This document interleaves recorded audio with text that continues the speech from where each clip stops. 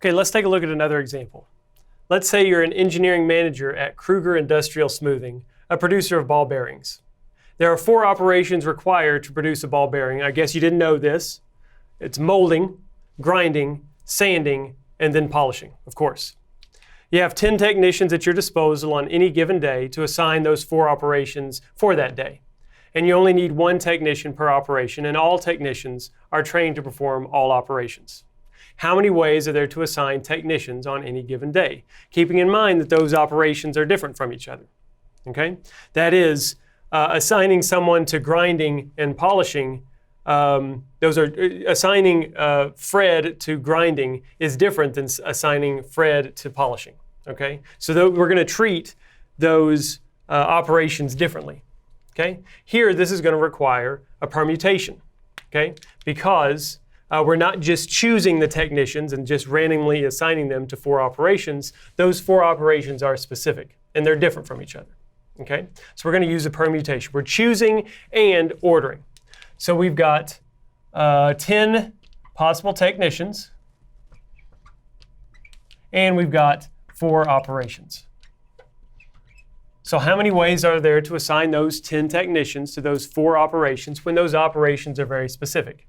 That's with the permutation function.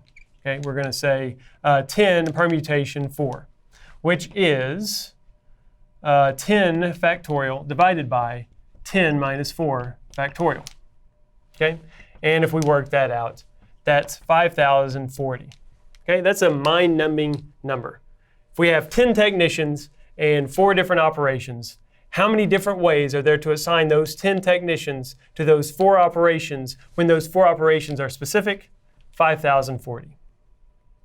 So we could implement this in a calculator or something like that. You might have a calculator that has this kind of function on it. Okay? It's where you would type in 10, then this function, and then 4, and hit equal. It would give you the answer, 5040. Or if you've got Excel, you can also use the permute function in Excel. Okay, so this function in Excel, it wants you to read in 2 values, or it wants to read in 2 values, and that is the number n, comma, the number r.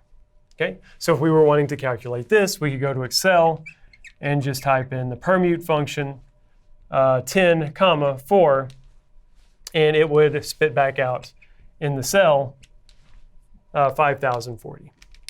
Okay, pretty straightforward calculation. I suggest that you take a look at the Excel help and do some examples of the permutation function just to make sure it makes sense.